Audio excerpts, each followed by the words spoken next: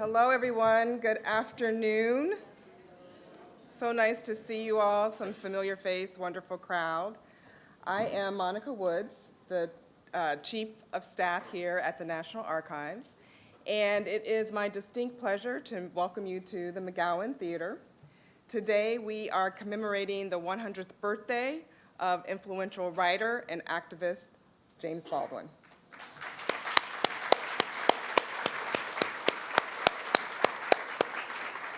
Before I say a few words about Baldwin, I do want to recognize Move On for this afternoon's event. Grounded in exploring the arts to tell the untold stories of the civil rights movement, Move On connects us to our shared history and inspires us to journey together towards our collective future. Thanks to the Move On team and visionaries for all the work that you are doing to uplift history makers and movement stories. So we all know that Baldwin was born in 1924 in Harlem, New York, during a time when African Americans were exploring new outlets to express pride, social consciousness, and political activism. We also know that Baldwin rose from an impoverished childhood to become one of the 20th century's greatest writers and leading voices in the civil rights movement. His work tells us how he explored the complexities of race, identity, and sexuality here in America. And it's quite notable that we are holding this evening's program here at the National Archives. Baldwin's life is well reflected in our records. We have documents, photographs, and recordings that highlight his work as a social critic, activist, and writer.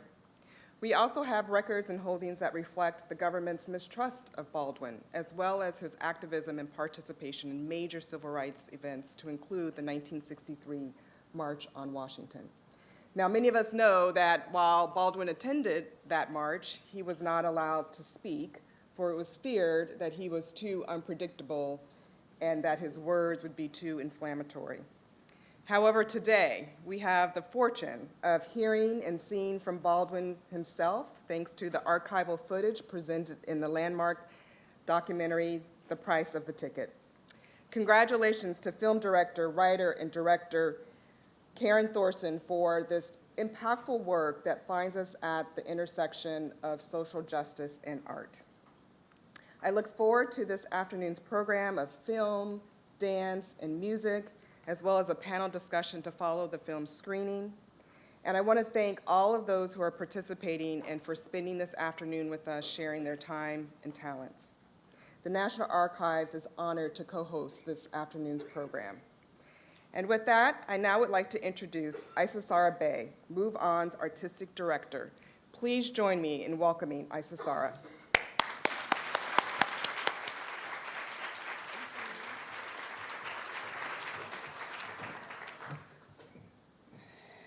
Giving praise to the source of all life, and honor to the 7 directions, north, south, east, west, above, below, and within. And to the cycle of life of African ancestred peoples, those who've gone on before, those living, and those yet to be born. Because they were, we are. Because we are, they will be. It's always lovely to meet up with old friends, a good friend, after a long time apart. This is true for organizations as well as individuals, like March On and the National Archives. Tom Nastic, who runs programs here, and I have worked together on events many times over the last decade. He and his colleagues have made us feel welcomed and appreciated, and we thank the Archives for being our partner for 2 events of this year's festival. Thank you. So you may have noticed the change from March on Washington Film Festival to March On. We feel our new name better embodies the spirit of all that we do. March On remembers those who put their feet to work, marshaling legions in nonviolent protest. We honor the strategic thinking and actions, the courage and resilience these marches took to succeed. The March on Washington for Jobs and Freedom in 1963 is but one shining example of a tactic that has been replicated around the world. March On uses more than films to tell these important stories. Because human beings learn from a variety of senses, we include all of the visual and performing arts in our events, along with scholars, panels, and presentations. And we still have our student and emerging filmmaker competition and our new high school activist filmmaking curriculum called Imagining Equity to continue inspiring peoples to make stories that move.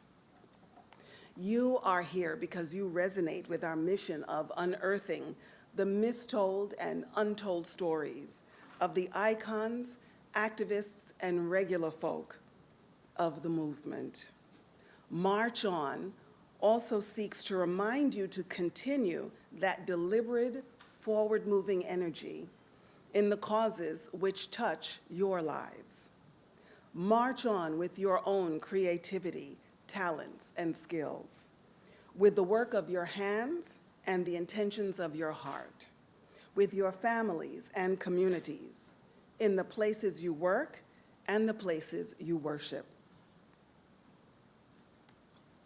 Support from partnering and sponsoring organizations, corporations, and individuals help us to provide this festival nearly free of charge. We could not do it without this support. But we have year-round activities and needs as well. So if you can, we invite you to go to the website or use the QR code to continue donating to this work.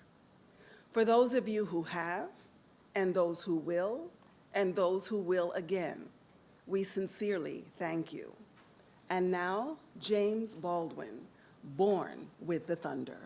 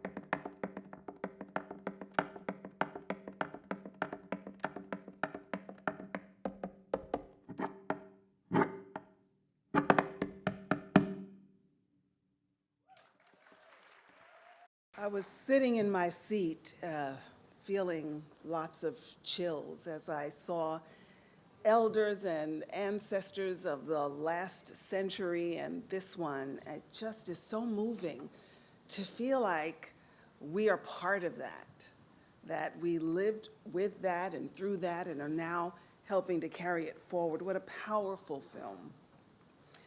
And I think it was also lovely to see and hear Baldwin speak 100 years after his birth and know what he says has so much relevance and resonance for us. So do you remember my saying earlier on that we use all of the senses to understand these stories that move? What did you see and hear and feel from that creative combination of drums and tap and Baldwin's words? That was something, right?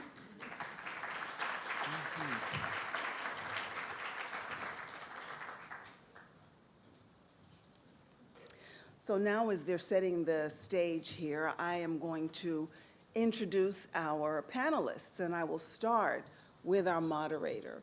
We were very fortunate to have this person come and speak with us. He has been a strategist and a communicator. He's worked for the United States Department of Justice, and he's worked with CEOs and executives, and now has his own firm, and also is with CBS and MSNBC and something else, because I forgot the page with that introduction over there.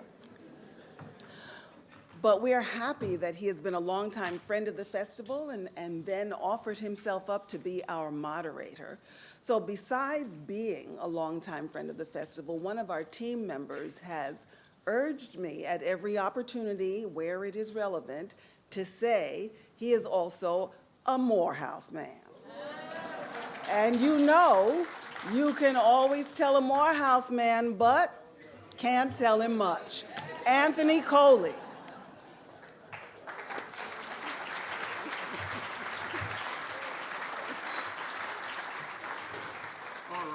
Hello, everybody. Can you all hear me? Yes. All right, as they are getting the sound ready, did you enjoy the film?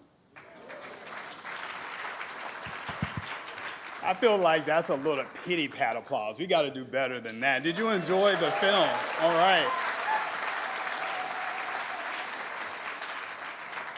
Well, if you enjoy the film, while they're getting the sound, we're going to talk a little bit. We're going to have a real conversation. Can somebody say real conversation? We're going to have an authentic conversation about not just the film itself and how it came together and some of the editorial choices that the filmmaker made. We're going to have a conversation about how relevant, how real and relevant James Baldwin's words and his works are to this moment in American history. All right, so while they're finishing this sound, why don't we go ahead and bring up some of the panelists here. I'm going to start with the filmmaker of this film. Give it up for Karen Thorsen. Karen, come on up.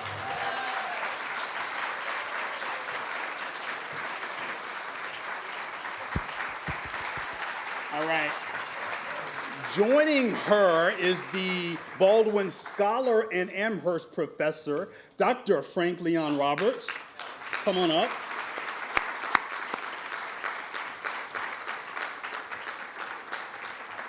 And then a man who needs no introduction. You've already seen how brilliant his artistry is. Join us back, come on back up to the stage, Joseph Webb.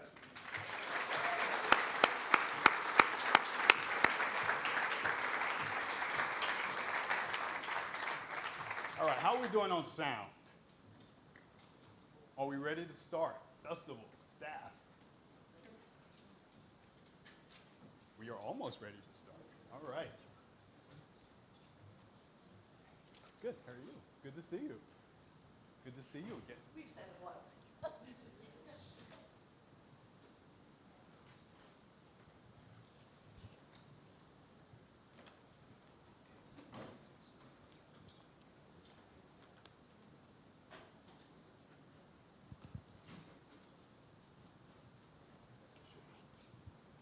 We good? All right, Karen Thorsen, I am going to start with you, my friend. I mean, can we just start by giving her a round of applause again for this extraordinary work?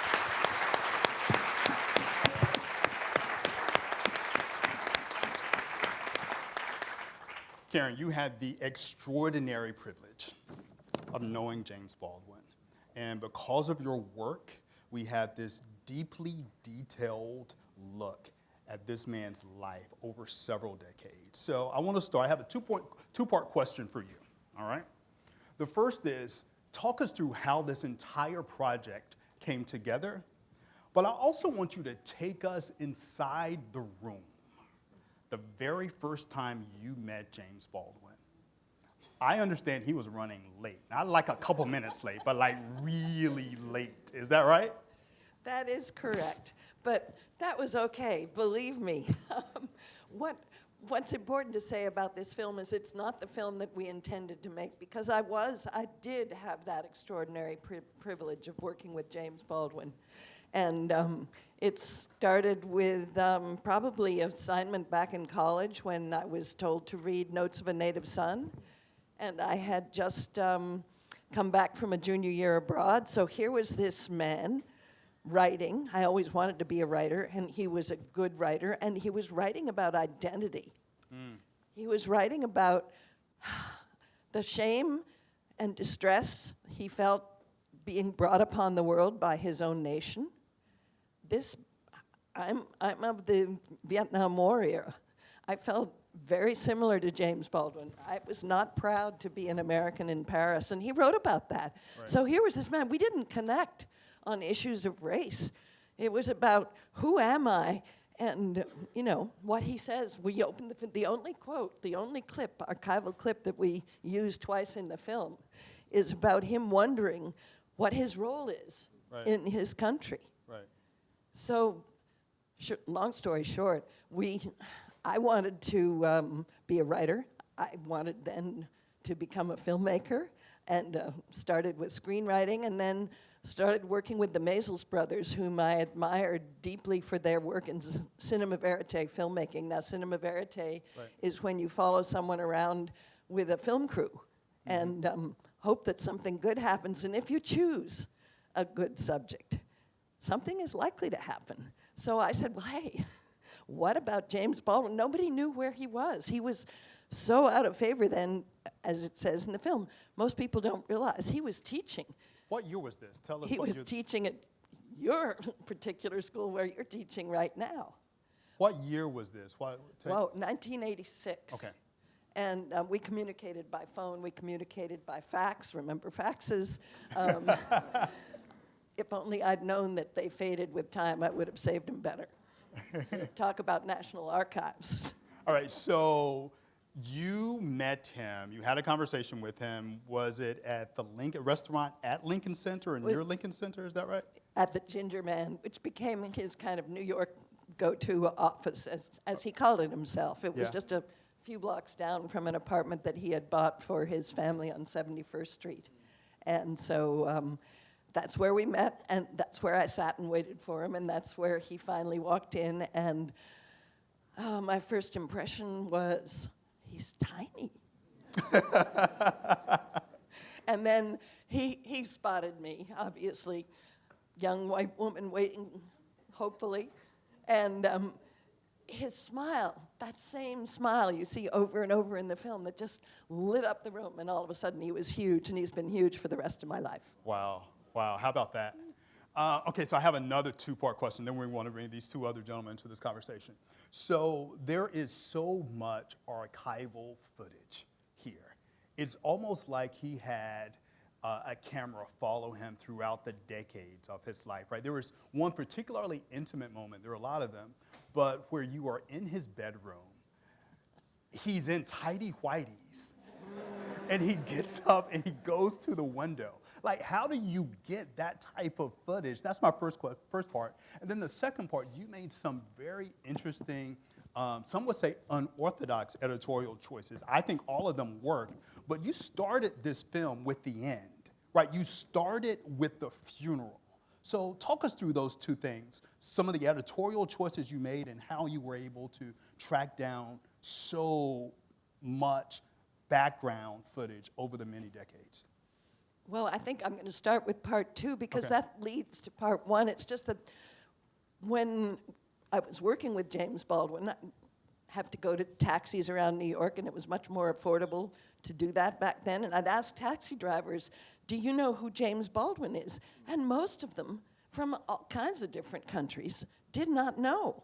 And I thought, well, this is unusual. So we were interested in James Baldwin in the present tense, but then I heard rumors that he was ill, and toward the end of the summer of 1987, actually in September, I called him up for the last time after a number of conversations that were just, everything was normal, and I finally, okay, Karen calling.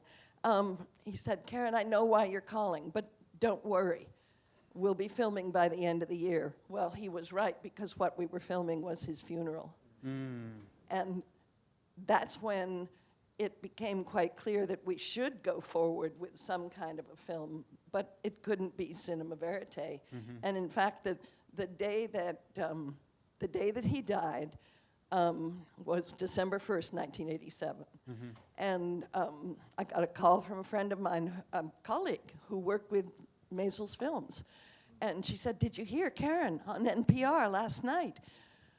James Baldwin died in France, and I must say I naively believed that everything was going to be fine, and I didn't know the way it would be fine, but 8 days later, the length of time it takes to get James Baldwin's body from France and for the family to plan a funeral that nobody wanted to plan, we decided, okay, you call it unorthodox, but it seems absolutely right to start with that funeral because, first of all, it shows the world that this is somebody you need to know. Right.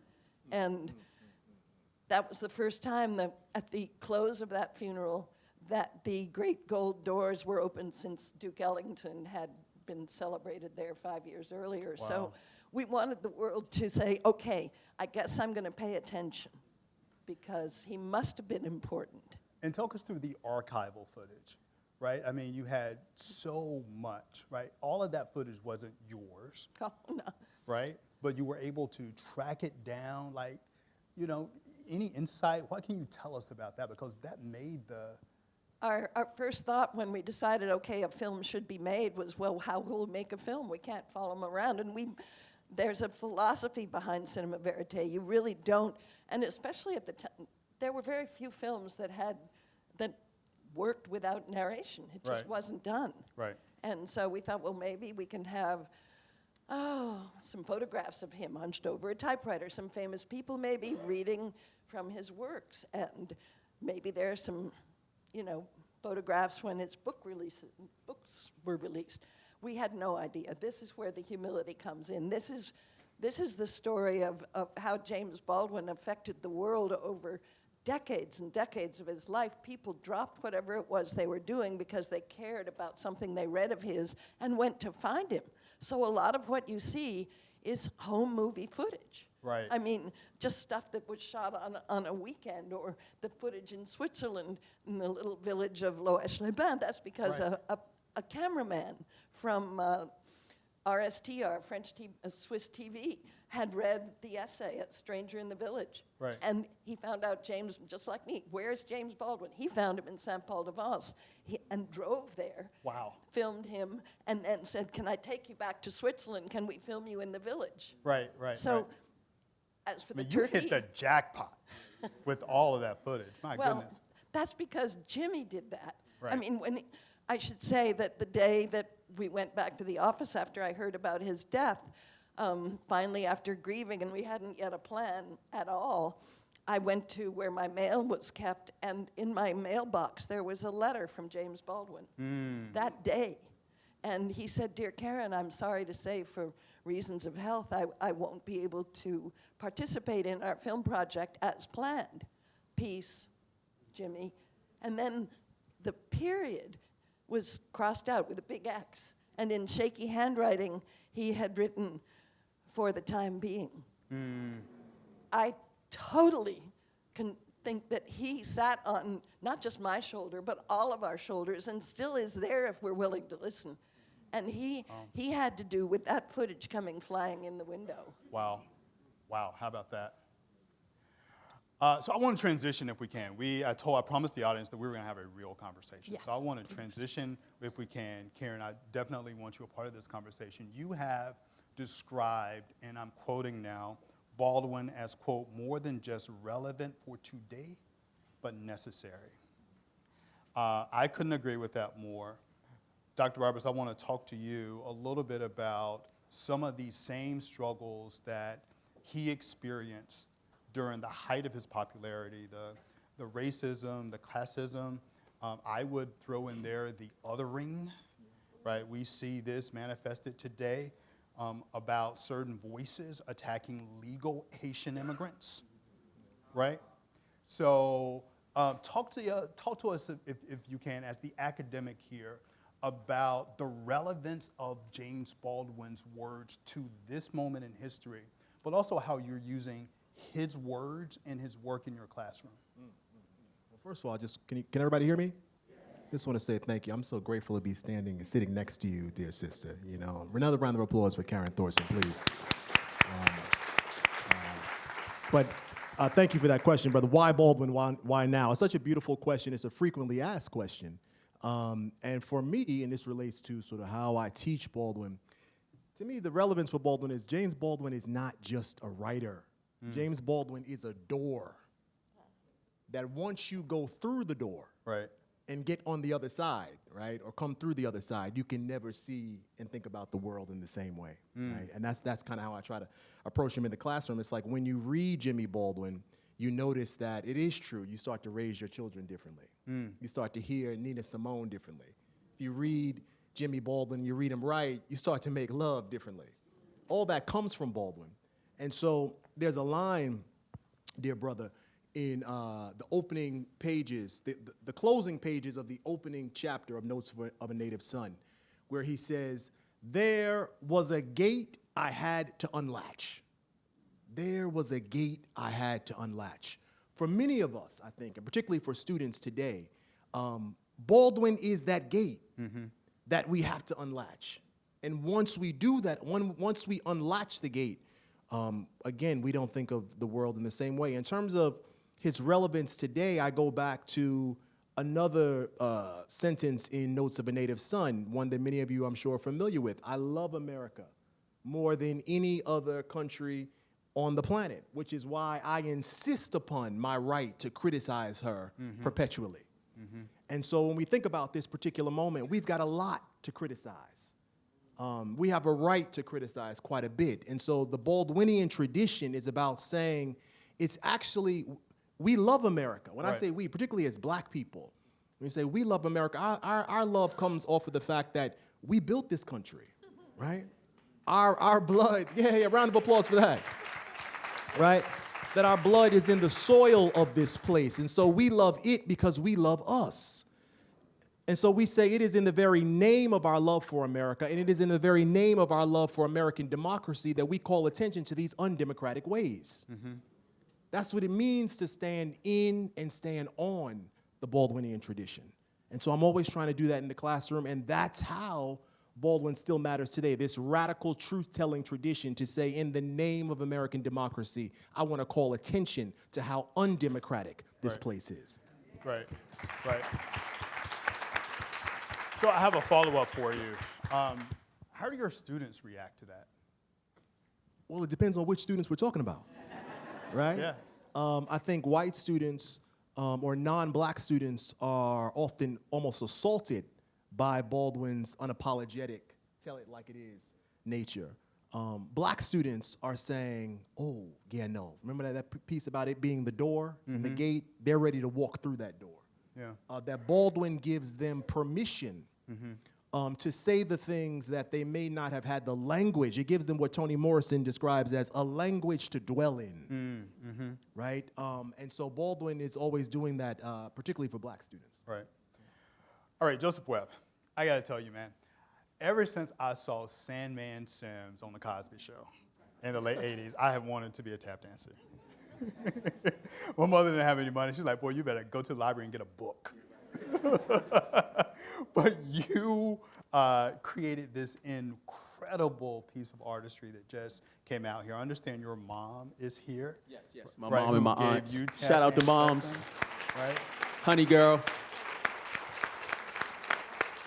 Thank you, Mama, for saying that gift. My mother obviously did not see it in me. She was like, boy, no, that is not your ministry. But it is clearly your ministry, and we thank God for that. So talk us through the creative process for you, right? Some of, you incorporated words, or you had this amazing drummer, Keith? Yeah, Keith Butler Jr., yes. Give it up for Keith Butler, Right. Keith Butler Jr., yes. Yeah. Talk us through how all of that came together to give us this gift that you just provided. Yeah, well, I was really inspired by James's experience in the pulpit at a young age, and what that must have been like, delivering sermons, and what the sounds might have been like in Harlem at that particular time. So as a tap dancer is an African-American art form that was birthed here in America. And so I was thinking about what would, as we call them, the saints, or what would the congregation, or what would the choir, or the folks that would be at his sermons at a young age, like what would they be saying? How would they be reacting to him? So I was really inspired by that when it came to tap dancing, when it came to some of the accents, when it came to some of the rhythms that I was coming up with. As tap dancers, we also consider ourselves to be musicians as well, all right? And so whenever you meet a tap dancer might say, so what you saying? So what's the conversation? Or what step do you have for me? And so I was really inspired by that. And also I was inspired by the question, what would James Baldwin say today? So I wanted to bring in Keith for us to have a conversation around that. So that's how that came about. And then the clips were from the artist struggle for integrity, I believe, which is a speech by James Baldwin, where he talks about art and he talks about artistry and the importance of being an artist, and also the selflessness that you have to have when you're giving as an artist. You have to give just to give, not necessarily to expect something in return. Yeah. Right. Yeah. That's amazing. Go ahead, Karen. Could I make a? Absolutely. I just wanted to add that not only were your feet part of the conversation and the drums part of the conversation, and it was truly evocative, but your entire body and even your hair, I have to say, was coming gradually unloosed. And I just thought of James Baldwin, how he would say yes to life, and that was coming through so yes powerfully. To life. Thank you. Say yes to life. I love that. Yes. Wow. Thank you. So I want to transition if we can, right? We cannot have an authentic conversation about James Baldwin without talking about religion and his sexuality. So I want to talk about, both of these are common threads through his work, certainly his early works. And so Karen, Dr. Roberts, I would love for you to weigh in here about how both shaped his life. Karen, I particularly would love to hear from you about the things that brought James Baldwin joy. So I'm not sure whichever one of you want to go first. Well, this audience and this performance, these comments would all bring him joy because he was such a good listener.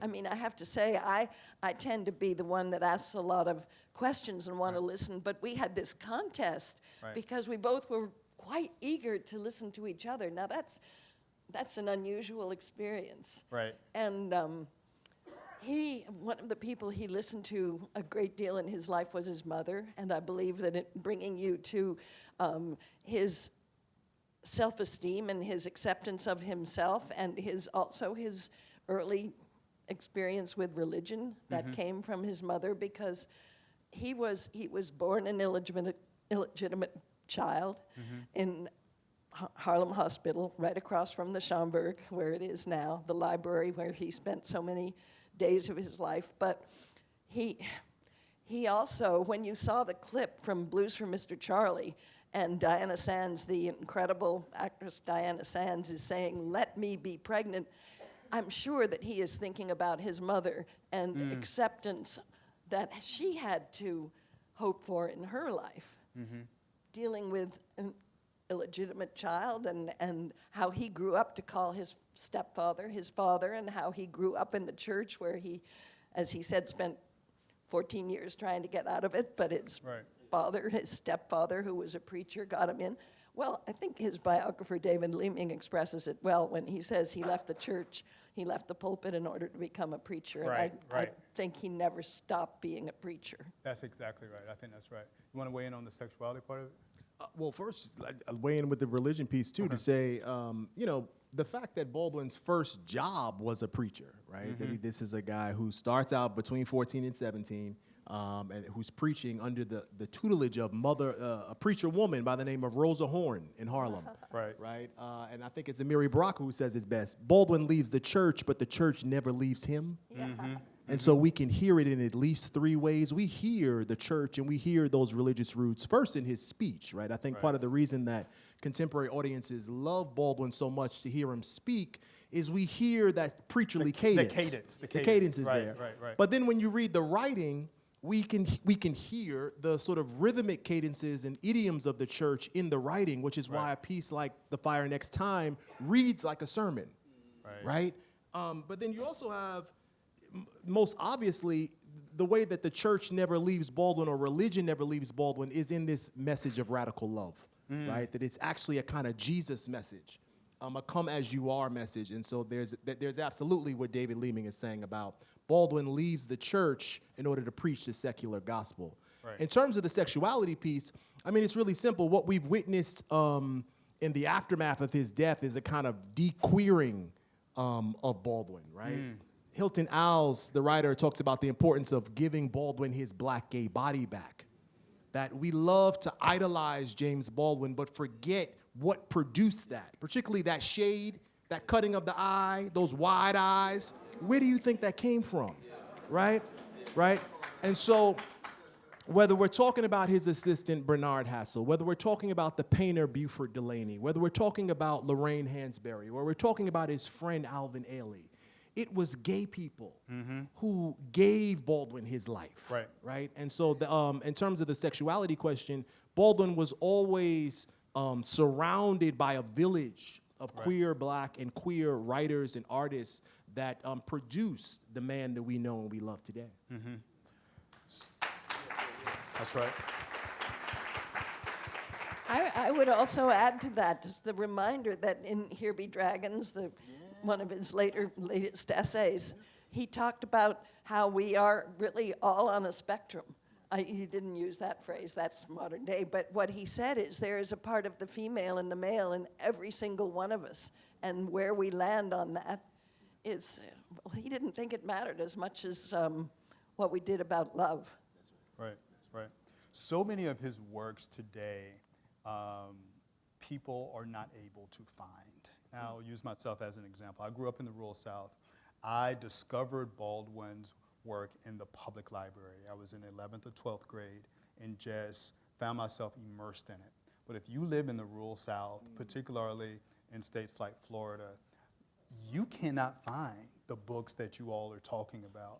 And so, Dr. Roberts, maybe I'll throw this question to you as an academic. What do you make of these book bans that we are seeing throughout the country, where people are deliberately trying to restrict what is taught and what is available to young people? Yeah, I mean, Baldwin said famously that artists are here to disturb the peace. And he wasn't, clap for that. Artists are here to disturb the peace. Artists are here to disturb the peace, and he wasn't the only one who realized that, right? The conservative right has always also known that. Right. Which is why, and Toni Morrison talks about this, that books in particular have always been a certain kind of plane where these culture wars have been fought. And so it is not at all surprising that in this moment where the American empire is in decline and the streets, whether we're talking about from the movement for Black Lives to all the movements in the streets happening today, Free Palestine, that we would see, clap for Free Palestine too, amen. Yeah. But it's not surprising that it would be precisely in this moment that we see this resurgent ban on books amongst, Baldwin books are at the top of that list, Baldwin and Morrison.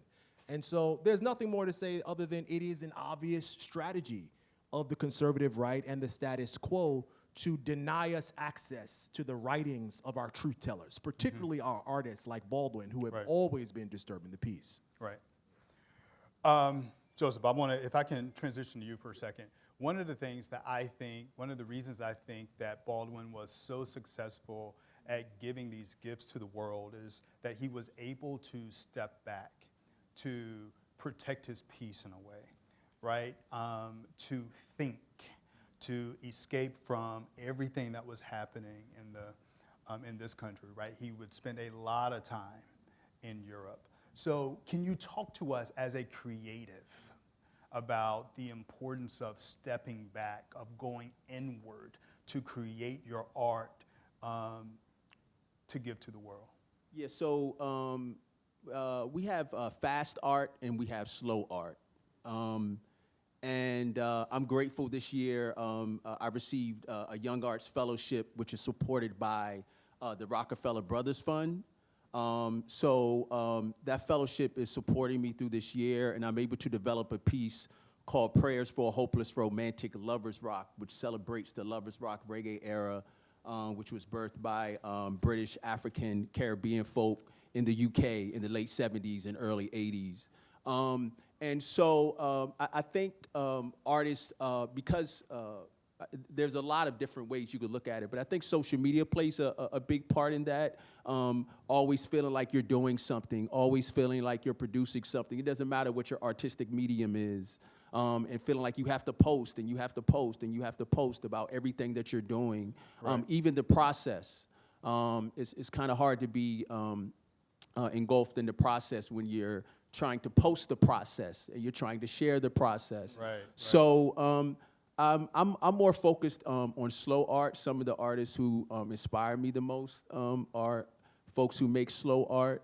And slow art to me is being able to take the time that you need to produce what you need to produce and share it when it's ready, when it's time to be shared. Yeah, so that's why I am with that. You know, the audience and everyone, they get it when they get it. Right. You know what I mean? Right. It isn't something. This isn't, you know, McDonald's or Chick-fil-A. You know, this is herbs and spices Right. in the kitchen. You know what I mean? Yeah. It's ready when it's ready, right? Ready when it's ready. Yeah. Karen, do you want to chime in here, particularly about Baldwin left the country early on, and then he would return frequently to Europe. Anything, the impetus, can you weigh in on, delve in on this a little bit more? I want to go back to what you're talking about, Joseph, just briefly before that, because I want to mention one of the co-producers of this film. The other co-producer, Douglas Dempsey, is here.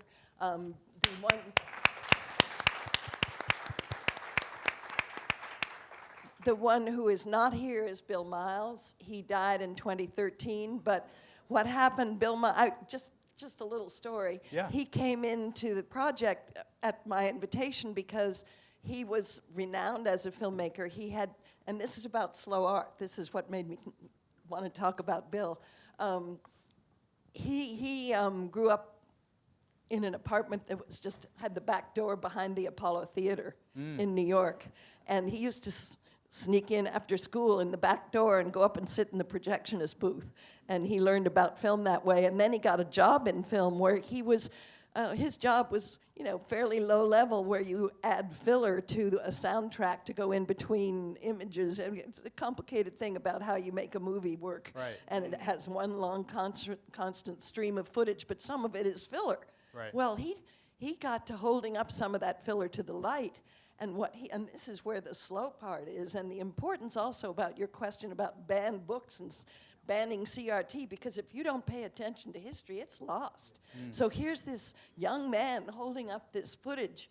Turns out to be footage of Harlem. We would not have the images you saw in Harlem in this film if he hadn't held that footage up to the light, and he hadn't taken his time later to make a 4-hour special for PBS that was called I Remember Harlem. Right. And it was because of that work that we worked together, and Douglas Dempsey and Bill Miles and I then took our camera crew in cinema verite style out into the streets of Harlem and filmed again. So what you see in sepia is not always old footage, but we did our best. Wow.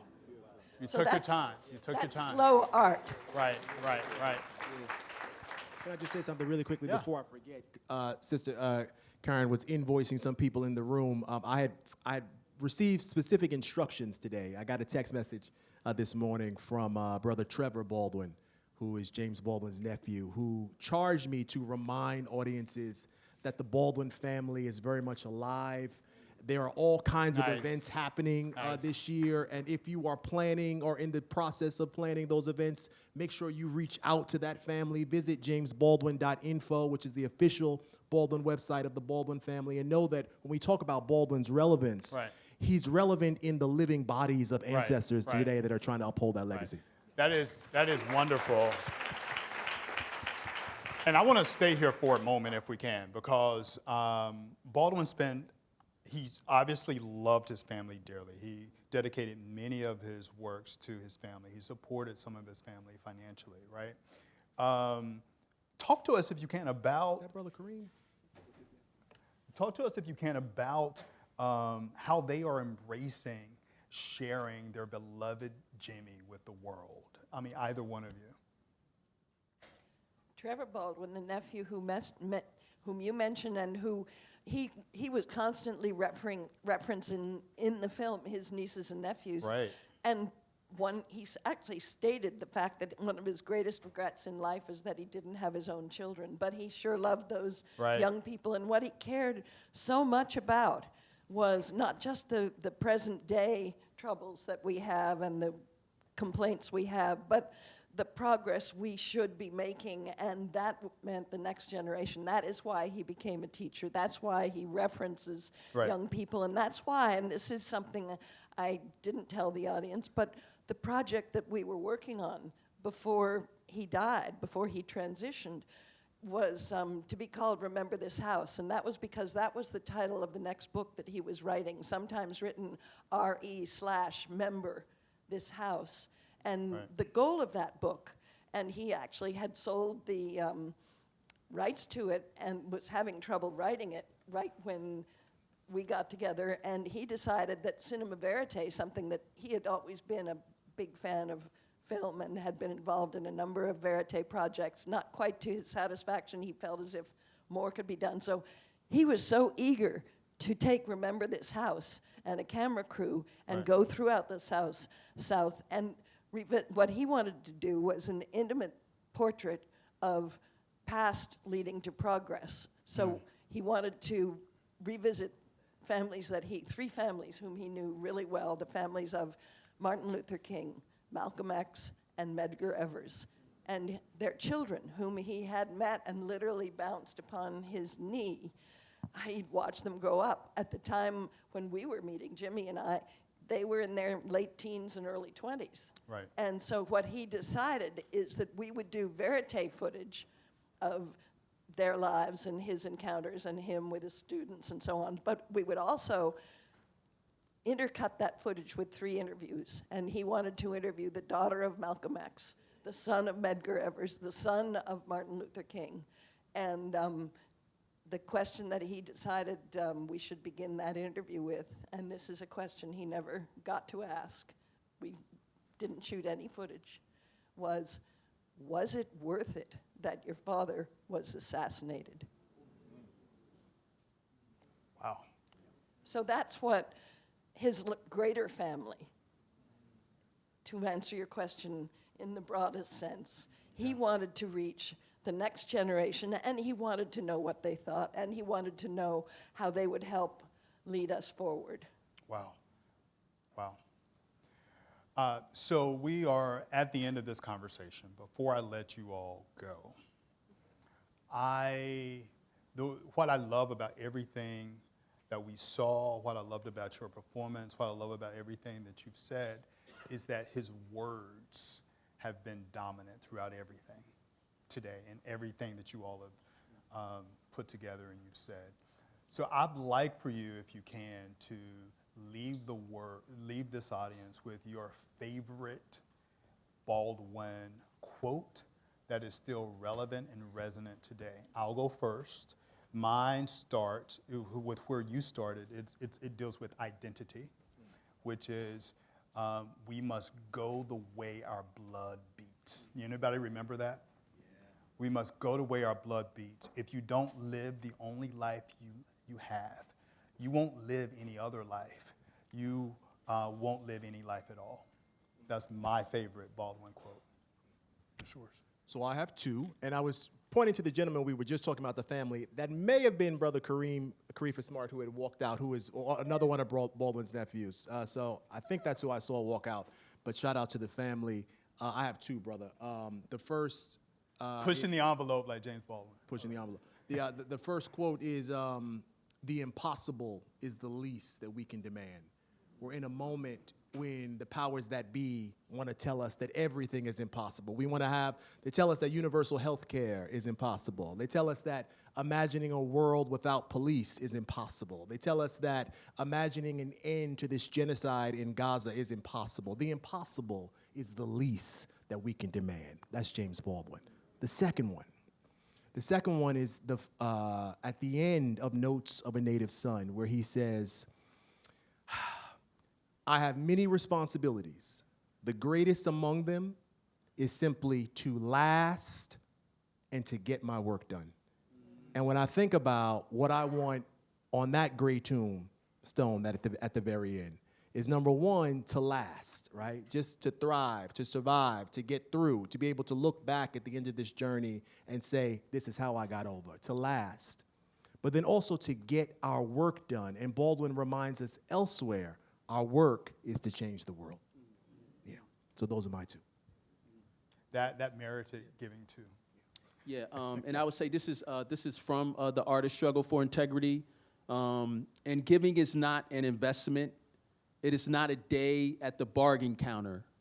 It is a total risk of everything of you and who you think you are and who you think you'd like to be and where you think you'd like to go. That piece really sticks out for me You know, being an artist has a lot of ups and downs, I think that quote really reminds me of why we do what we do as artists, especially when we're doing it from a place of love, when we're doing it from a place of leaving it all on the floor, so to speak, or leaving it all on the stage, and moving forward after that, and not always expecting something in return from that. Yeah, so giving for the sake of giving. Bring us home, Karen. Well, first, I just want to say something I didn't get a chance to say, which is that the amazing thing is that I was reminded just today that this film showed here back in 1990. Not in this theater, but five stories upstairs in the fifth floor auditorium before this one was built. Wow. And it's really wonderful to be back. So, Thank you to our host at the National Archives. well, the National Archives, I mean, this is a place as a documentary filmmaker, I've been able to do research here more than once, and it matters a great deal. And you wouldn't see films where someone who's not with us is still able to speak his truth without that. So thank you to the National Archives. As for quotes, there are so many. First, I'm going to give a shout out to the March On Film Festival, which in their own trailer, one of the most shocking, actually, quotes to me when I was going through all the different archival footage and trying to decide what to include in the film. The one that really took me aback was, as long as you insist on thinking you're white, I'm going to be forced to think I'm black. That just hadn't occurred to me, and it's been with me ever since. And it's, you know, it's the duality of Baldwin that takes me home there, because it's where we would like to go, and it's where we are not yet. And that brings me to another, I've got two more, another quote. One of them is, and this too has duality, because it can be taken two different ways. In his letter to his nephew, he writes, most of mankind is not all of mankind. Now, who's the most and who's all? But in any case, that to me is full of hope, because Baldwin never lost hope. And here's one of the reasons why, final quote that I'll choose for today. If you can change even by a millimeter the way someone sees reality, then you can change reality. Wow. That is a perfect way to end this conversation. Thank you to our panelists. Thank all of you for coming. And I'll turn it back over to the artistic director of the March On Festival, Ashley Sarve. Wonderful panel. Thank you so much, so much, so much. So our festival resumes on Wednesday. Hold on to your program. There's a lot in here. This is slow art. We started work. I had ideas in my head years ago that have manifested on this stage and in this week. So please take a look, make sure you RSVP, and come to as many things as you can. We resume on Wednesday with documentary screenings of 3 literary legends, W.E.B. Du Bois, Audre Lorde, and Zora Neale Hurston, and all are followed by informal discussions with our audience. So we have also one quote in here from Mr. Baldwin, although he's all over this book from the cover to the backside, and I have to find it. I thought I had it here, and I messed it up. So, oh, here it is. It goes with our theme, word, writers who move the movement. It was books that taught me that the things that tormented me most were the very things that connected me with all the people who were alive, who had ever been alive. Thank you for joining us. Have a wonderful rest of your day.